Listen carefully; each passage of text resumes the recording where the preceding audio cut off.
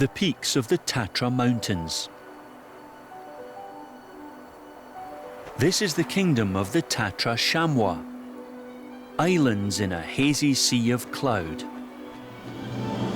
Conditions are extreme at these heights, where no trees are growing, a borderland of snow and ice where two survival specialists have thrived since the Ice Age. Other animals only arrived here later from lower-lying regions. Each one braves the mountainous world in its own way. Even in sunshine, everyone in this wilderness above the clouds lives in constant danger. Up here, everyone's a survivor. This is their story.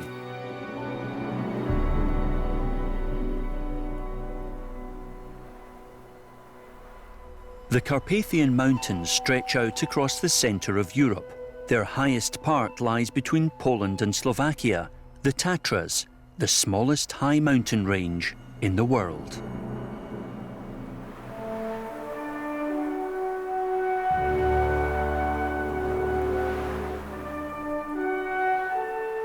Over 20 peaks more than 2,500 metres high cover an area of only 20 by 30 kilometres across.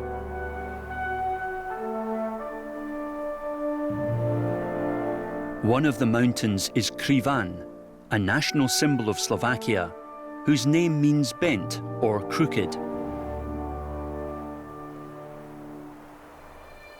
It lies in the middle of the Tatra National Park and is home to a crooked-horned Tatra native, the Tatra chamois, an animal with a special history.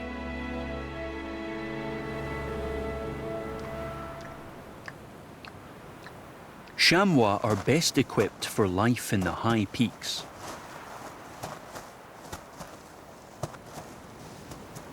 During the last ice age, they wandered to Central Europe, along with reindeer and musk oxen, when the continent was still largely frozen.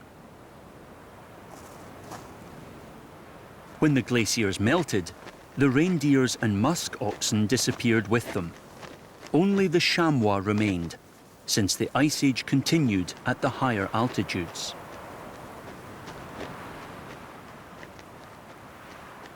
These expert climbers sustained themselves in the coldest mountain regions of Europe, the Alps or the Carpathians. Isolated from each other, they continued to evolve. Today, the Tatra chamois forms its own subspecies. In the Tatra Mountains, the chamois are the only large animals that live the whole year round above the tree line.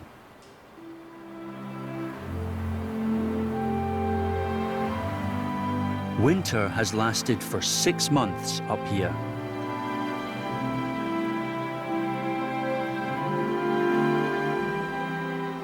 In late May or early June, the females withdraw to a peaceful spot where, after a 6-month gestation period, they give birth to 1, or less commonly 2 or 3 kids. The offspring tag along behind their mother just hours after birth. Even in this rough terrain, a kid will be suckled for 3 months, during which time they stick closely to the milk source. Only when the mother is grazing do they take a rest, lying down on the slopes.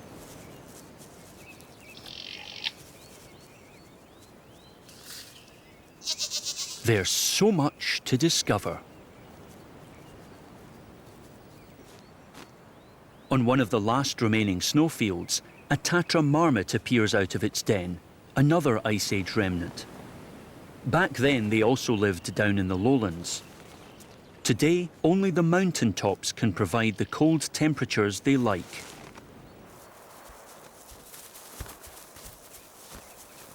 While the chamois are active the whole year round, marmots hibernate for 6 or 7 months, living off fat reserves.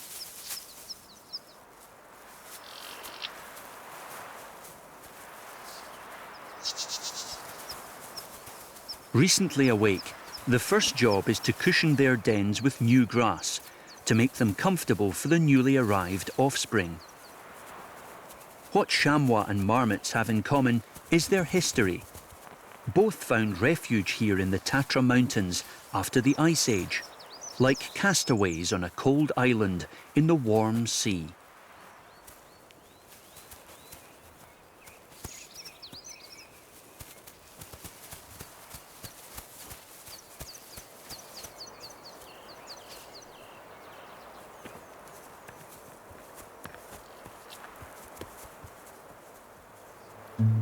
After the glaciers receded, other species colonized the mountains. Animals that are not exactly perfectly suited to the giddy heights. Brown bears can climb, just not as elegantly as the chamois.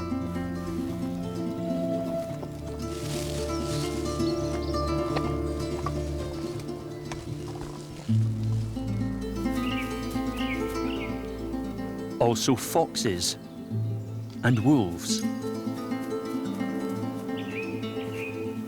Red deer and Eurasian lynx are faced with different challenges up here than in the low-lying areas.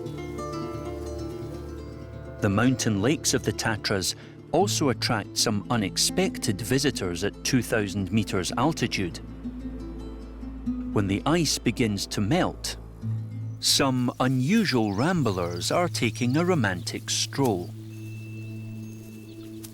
Until recently, these grass frogs were comfortably buried in the ground away from the frost or hidden in earthy dens. It's surprising that they're living up this high. Their body temperatures depend on their surroundings, and it's much colder here all year round than down in the valley. The lake water is only a little above 0 degrees. But the frogs get started right away with their mating ritual. After all, it's not going to get much warmer. Often, several males attach themselves to a sweetheart.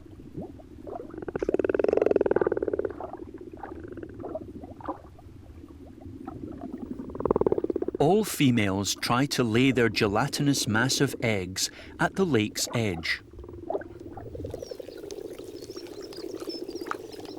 Hundreds of frogs cluster together.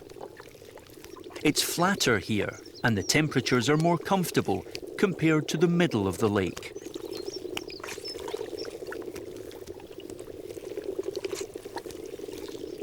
An advantage for the tadpoles. They can grow faster and leave the lake as small frogs in good time before the early winter season. Even after the last ice has melted, the temperature in the lake never climbs above 4 degrees. Water, either in the form of snow and ice or as a liquid, characterizes the Tatra Mountains.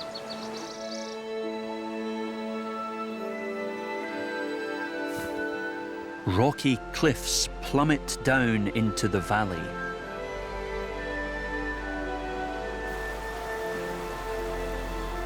And canyons jut into the stony surface. Hollows and step-like cascades provide the perfect hunting ground for the white-throated dipper.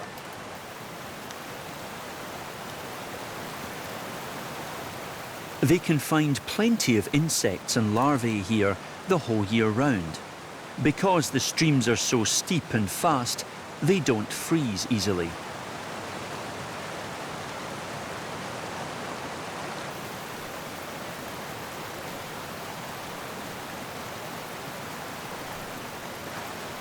Over the millennia, these fast-flowing streams have fashioned nesting places for the birds into the rocks. As soon as the chicks have been served, the dipper has to head off again in search of more provisions.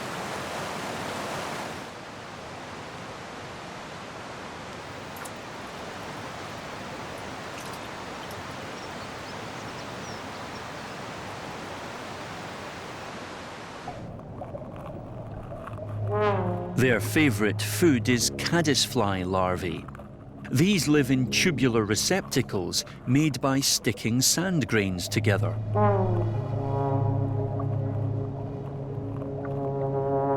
They protect the larvae from many predators and make them heavier so that the current can't just wash them away.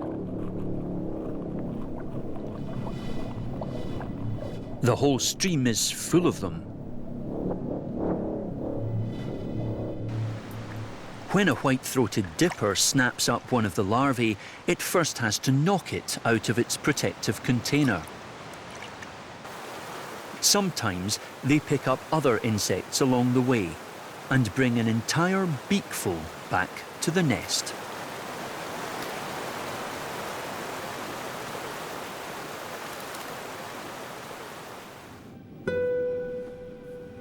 Gradually, the days get longer.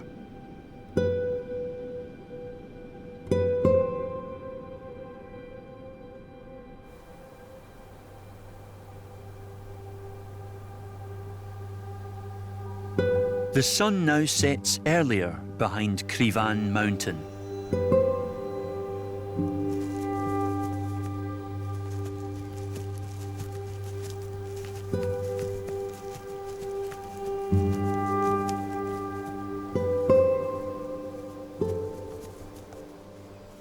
Within a fortnight, all the female chamois have had their kids. Just a week after the birth, the mothers gather in kindergarten groups, looking after the offspring together. They really do help each other out. This aunt is busy suckling a whole herd, mostly the offspring of other females, while the off-duty mums get some rest. In the event of a female dying, others even adopt her offspring. The youngsters are bursting with energy from their feast.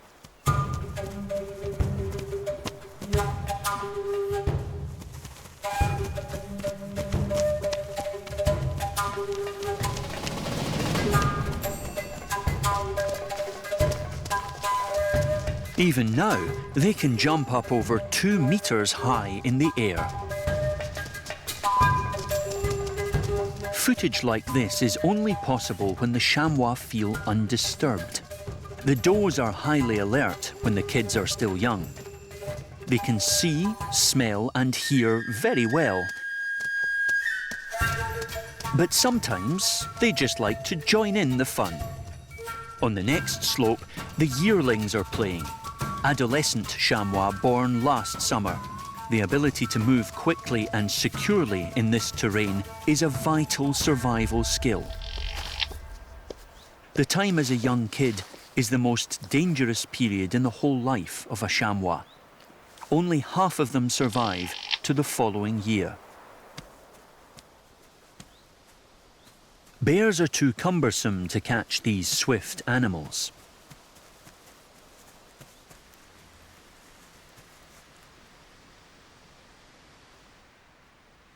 They're well aware of that, and mostly just feed on grass in the summer. Lynx prepare ambushes under cover and can even take down adult chamois. They kill their victims by strangulation. This lasts for several minutes, so clinging onto a chamois around here is too dangerous for the big cat. They'd be risking a bad fall.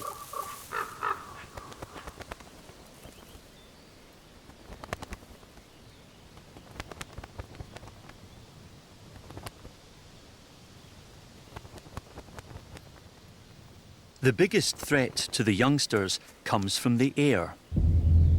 Golden eagles like preying on the young chamois. These birds of prey rely on the kids for about 1/3 of their food intake.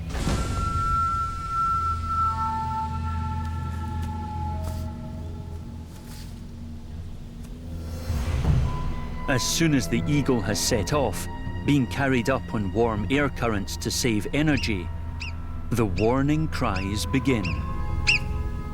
A marmot has noticed the bird. The chamois does gather round the kids.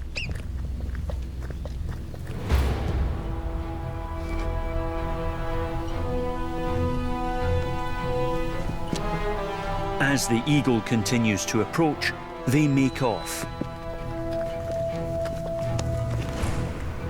The bird of prey tries to create panic among the chamois to then swoop down on a youngster, making it stumble and fall down the slope.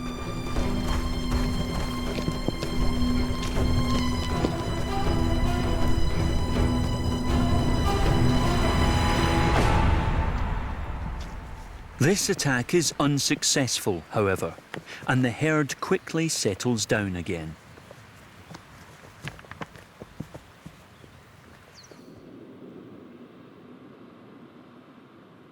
Summer sun warms the slopes of the Tatras, to the advantage of not only the eagles. The updrafts help to bring other species into the high mountains, those who wouldn't even manage it under their own steam. Millions of insects are thrust upwards by the wind. As small as they appear, the redistribution of this biomass has a major effect.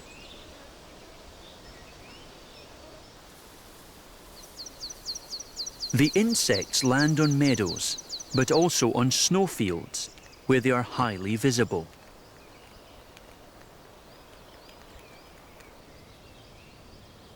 This water pipit simply has to pick them up, as if from a white tablecloth.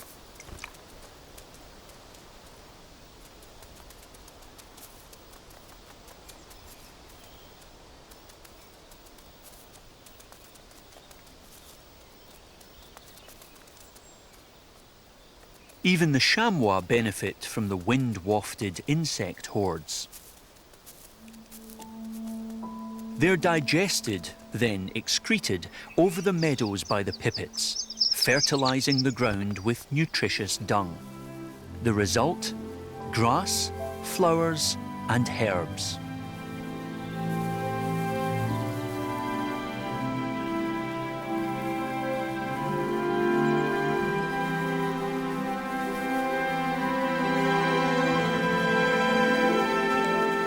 Such lush, juicy grass only appears up here for 4 months, so the chamois and marmots enjoy this warm season to the fullest. Their winter fur hangs off the chamois in clumps. Yet winter can always creep back into the mountains at any time of year. Then the snow falls, even in June.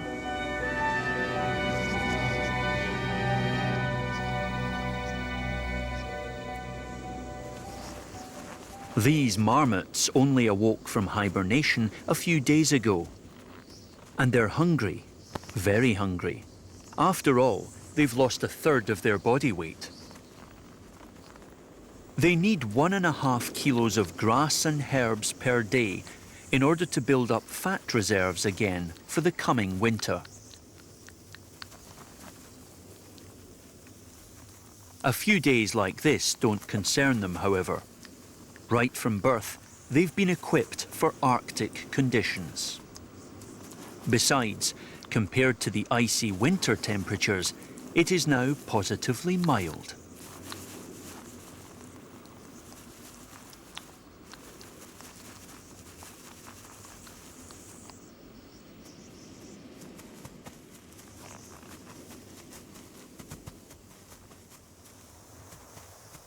The chamois certainly don't mind this little bit of snow either.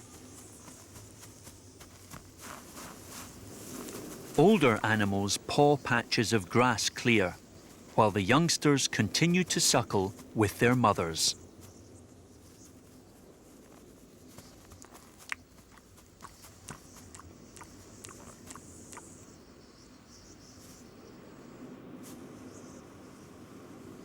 Only if the weather was to continue like this for several weeks would things get bad for the marmots and chamois.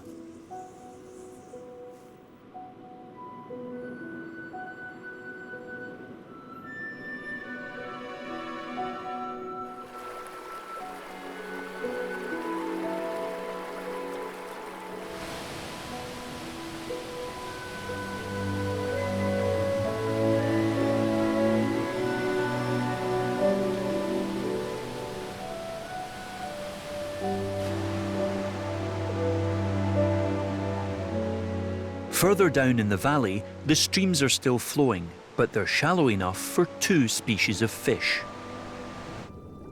Brown trout like to inhabit such fast-flowing waters. To conserve energy, they use the slipstream behind roots and boulders, while European bullheads crouch on the river floor. They are poor swimmers and let the bubbling water churn over them. The streamlined trout fishtail against the current, even understanding how to exploit the water turbulence to save energy.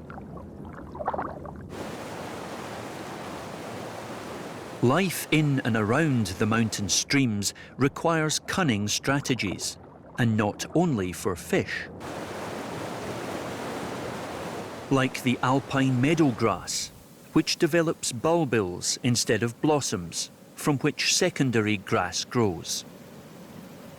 When the bulbils get heavier, the mother stems bend downwards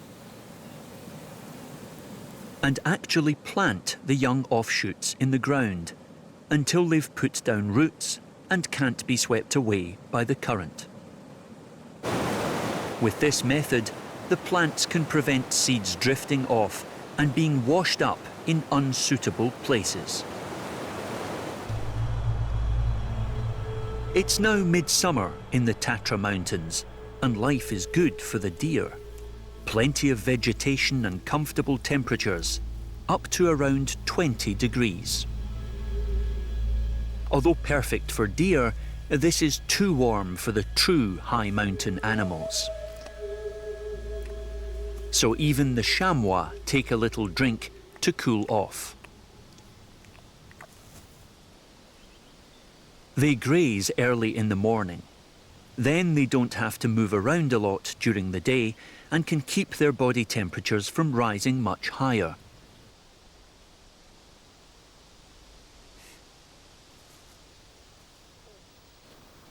Sometimes the last snowfields can provide some relief.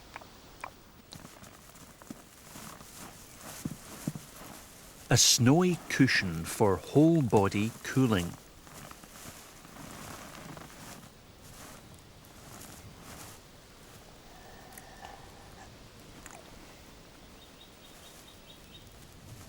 In summer, the numerous bears of the Tatra Mountains are always in the places with the freshest grass.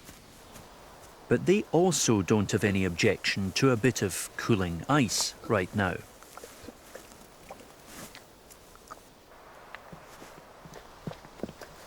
And those who can't find any spots of remaining snow to offset the warm summer days can simply retreat to the shade of a cave.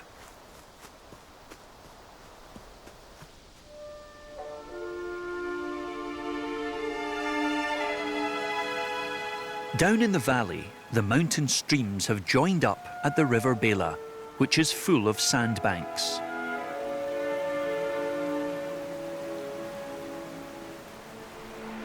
It's mostly so shallow that the water is now warmed to around 10 degrees.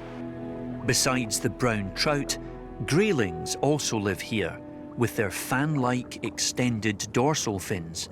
They also like things a little warmer. Graylings can grow up to half a metre long and hunt insects and their larvae, but also small fish.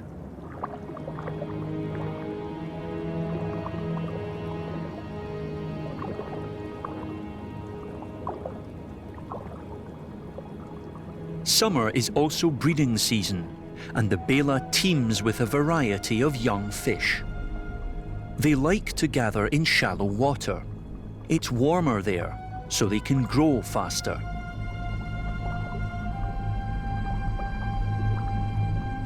In the deep parts, trout are also lurking.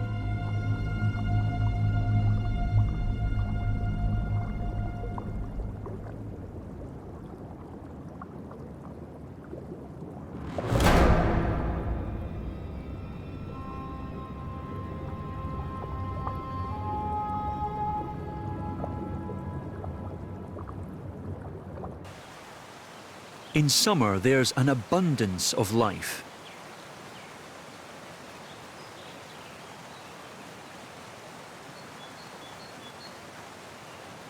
above as well as below the waterline. Shrimps and insect larvae attach themselves to the rocks in the current. Mayfly larvae are among the most common inhabitants of the River Bela. They feed on dead plant life and algae. They also get stuck into dead fish, however.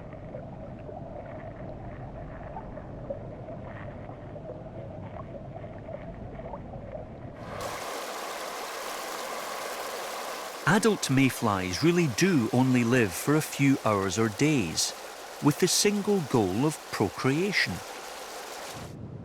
But the trout are skilled hunters and snatch many mayflies from the air.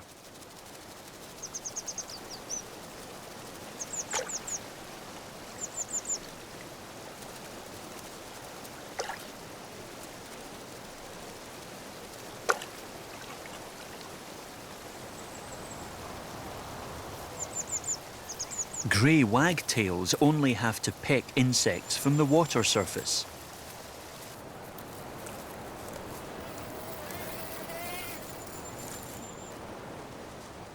They're so numerous that the birds fly back to their nests with beaks brimming.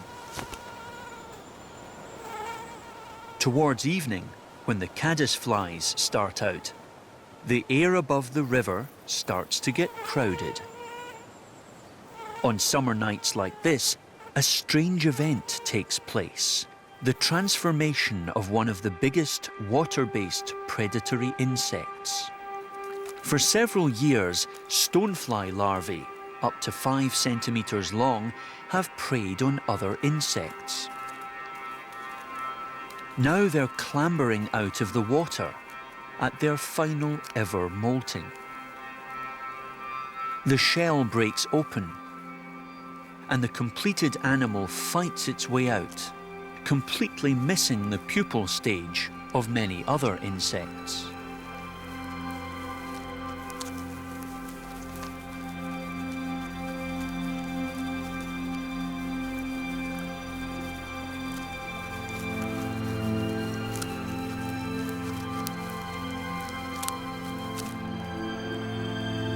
From its protective husk, a delicate aerial creature emerges, fed by fat reserves gathered while in the larvae stage. Large adult stoneflies live from 4 to 6 weeks to mate and lay eggs. The larvae husks remind one of their predatory past, clinging like brooches to the stone surface.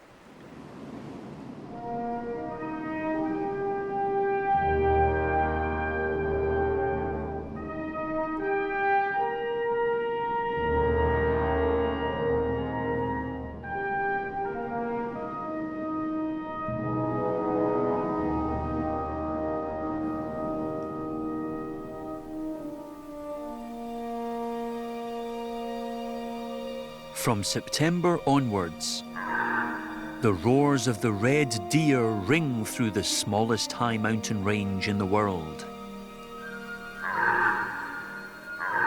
The high point of their year is about to begin. While the male deer have spent the summer mostly hidden in forests, they now gather above the tree line. They need space for their rutting. They make themselves heard the whole day through.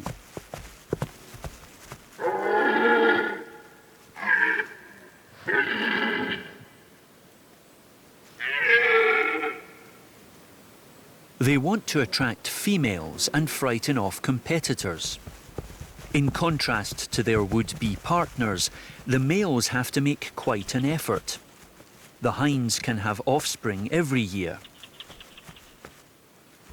Males, on the other hand, only get the chance to sire children when they're in their prime, between 10 and 12 years and in full strength.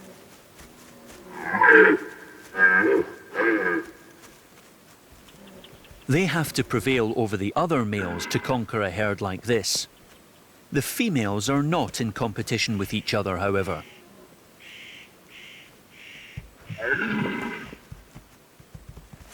Younger, weaker stags only get a look in if the dominant male isn't vigilant.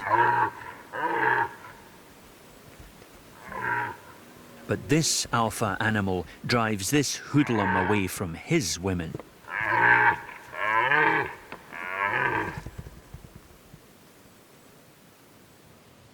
The young stag will have to wait for a few years before he's ready to win his own herd.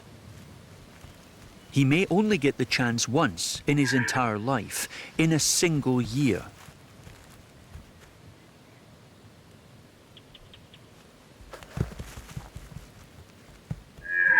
That's why red deer are so prepared to take big risks.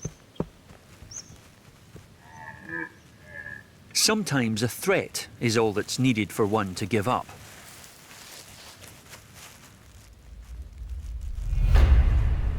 But if two equally strong males meet, a fight breaks out.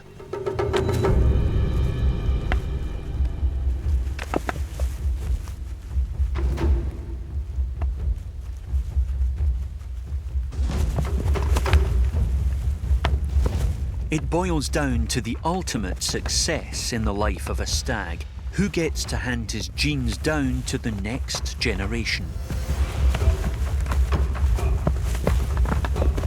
In contrast to the lowlands, clashes in the high mountain areas are especially dangerous. It's a very steep slope. Heavy animals like the red deer can hardly stop themselves once they start to slip down.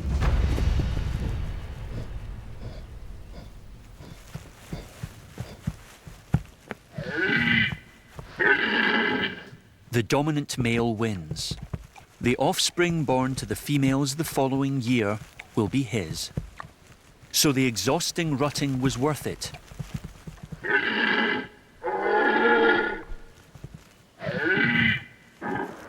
Even if he lost a quarter of his body weight.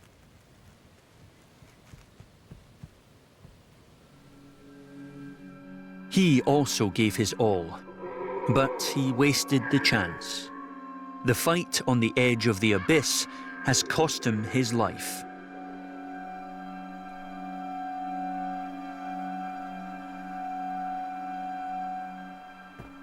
But his death will allow others to survive.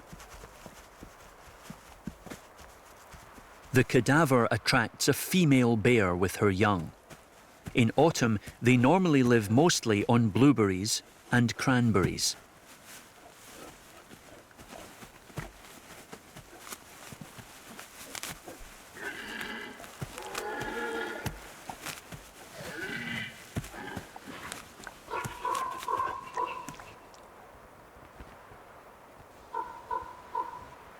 This dead deer offers not only some variety, but an easy opportunity to put on some winter fat.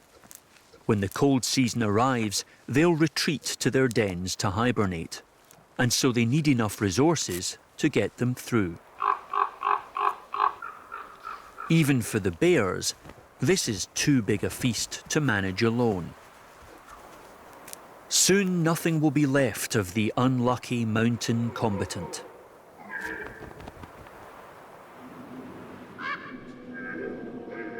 Autumn is coming, and the grass on the slopes is turning golden, almost like the yellowish-brown summer coats of the chamois. They'll stay in the mountains in winter, just like the marmots.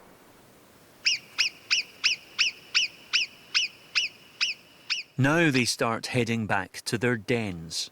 Each one has taken on around 1.5 kilos of extra fat for the cold months.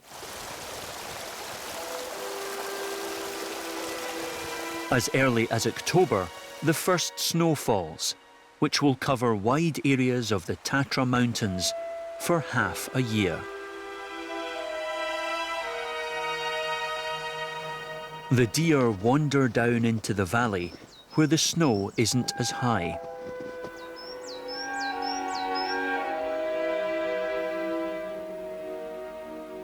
So the peaks once again belong to the chamois. As soon as the frost begins, however, these mountain dwellers get down to business. Mating season begins.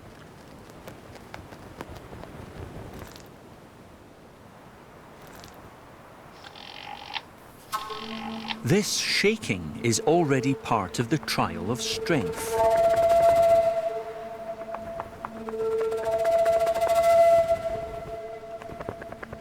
They plump up the manes on their backs to make themselves look bigger. This is the first round in the bucks' conflict.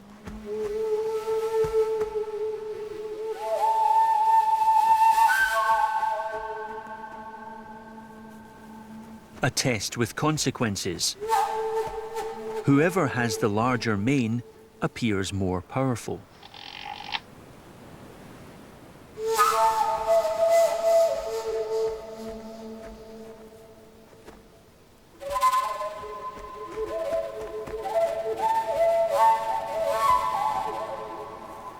If neither comes out clearly on top, the second round begins. A frantic chase. At speeds of up to 50 kilometers an hour. Thanks to their spreadable hooves, with soles like hard rubber, the chamois are sure-footed.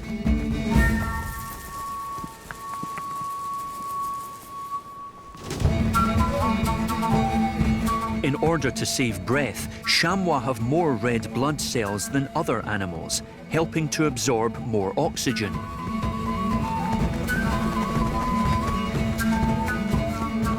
Both animals run until they're worn out. The one standing highest up at the end wins the contest. They can normally avoid the third round, which is a direct fight. Nonetheless, the winner has to stay alert. The females are only fertile for a few hours, so he constantly checks whether one of them is ready to mate.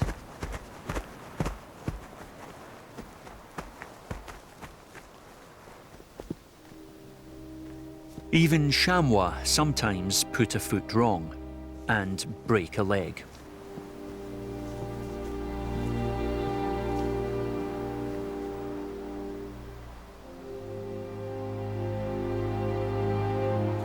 An easy job for a lynx. Around 15 of the rare cats live in the Tatra National Park. When they've killed some prey, they don't eat it all at once, but rather eat what they want and then store the leftovers. These are dragged into a cave, then the lynx keeps popping back to its cold store until the whole chamois has been polished off. It's a female, and she's not alone.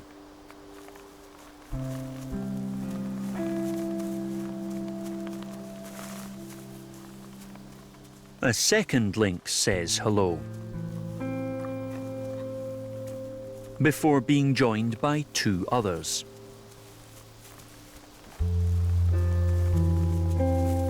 A whole family. It's a mother with 3 almost fully grown offspring.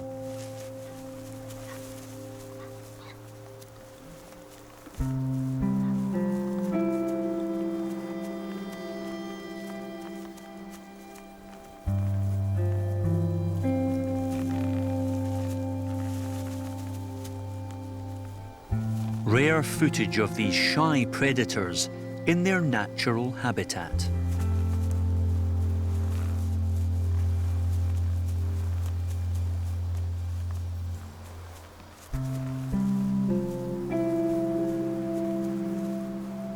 One lynx after the other eats its fill inside the cave, while the others play outside. Next year, the young cats will leave their mother to head out alone in the Tatra Mountains.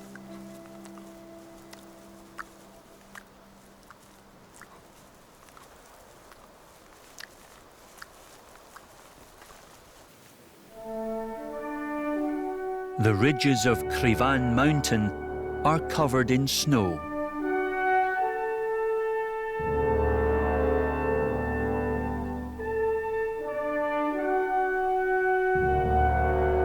Down in the valley, the river Bela has still not iced over, despite the severe frost.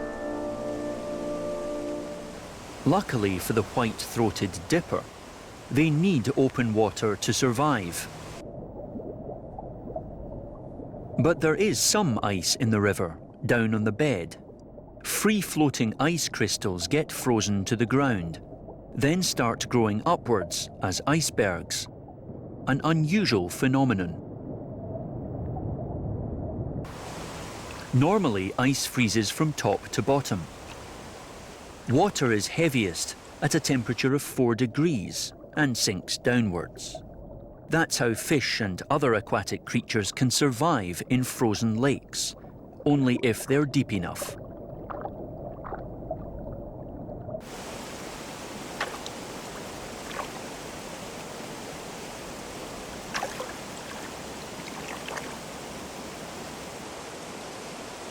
The current in the river is strong.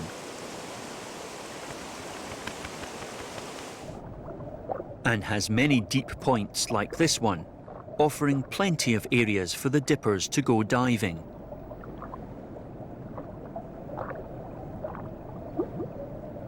They can hunt for caddisfly larvae the whole winter through.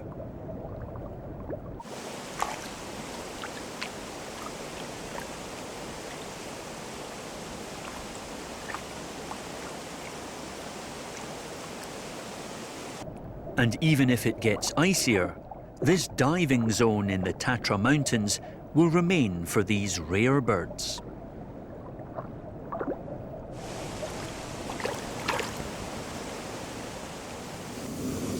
In the shadow of Krivan, the temperature sometimes sinks as low as minus 30 degrees. For many creatures, a death zone.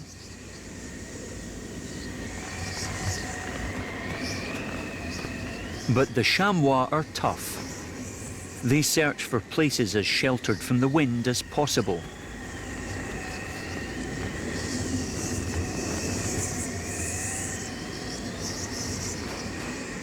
Then they scrape a few blades of grass clear and simply wait for the storm to pass. They've also developed certain astonishing adaptive strategies. To save energy, they can even lower their body temperatures.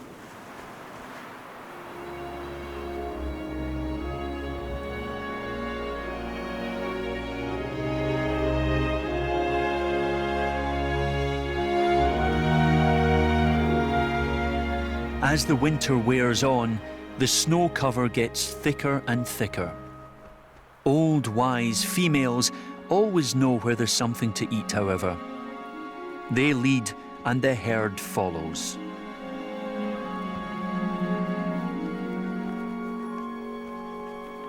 The chamois are now constantly active during the day to find enough food. Taking breaks, like in summer, is not an option anymore. Often enough, this means walking through deep snow. Their thick winter coats protect them from the cold. It warms up quickly in the sun, being dark-coloured.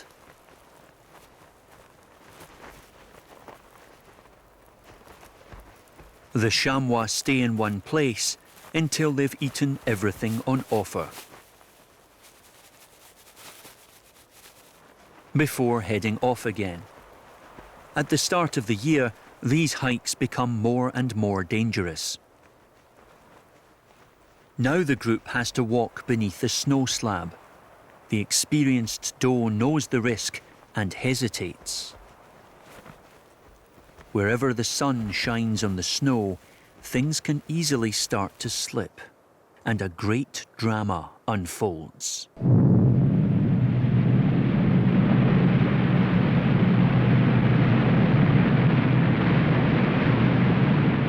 This avalanche takes a large number of the herd with it. The chamois suffocate under a metre-thick snow load.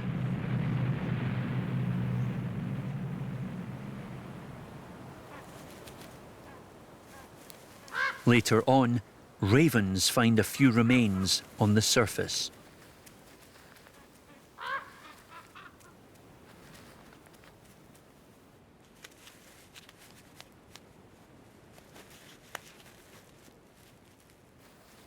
A fox chases a raven away from the chamois leg.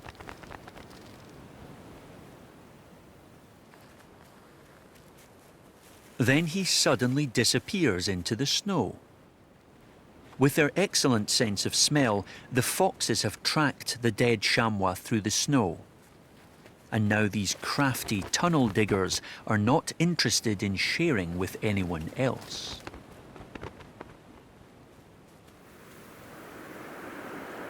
No matter what the weather, the foxes are active for days.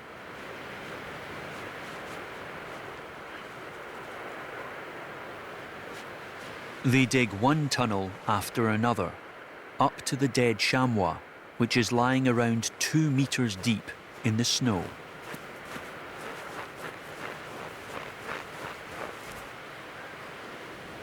An activity which has never before been captured on film.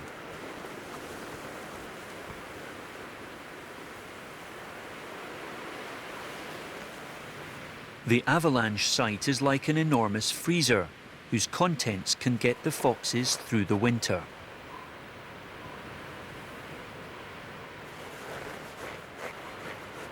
Bit by bit, they gather up the remains of the chamois to secure the best offcuts for themselves.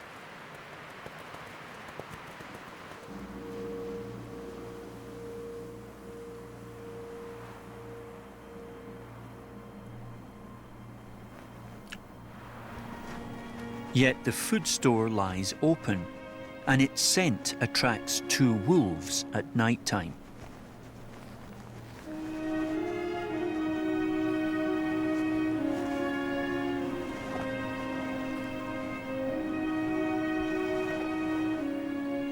They make use of the fox's tunnels, extending them.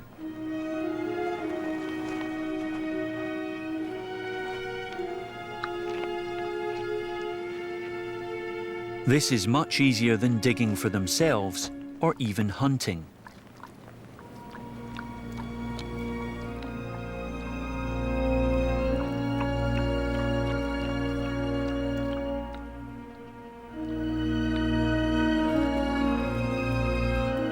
At dawn, the wolves disappear with full stomachs. They've profited from others' misfortune, a constant narrative in the Tatra Mountains since the Ice Age.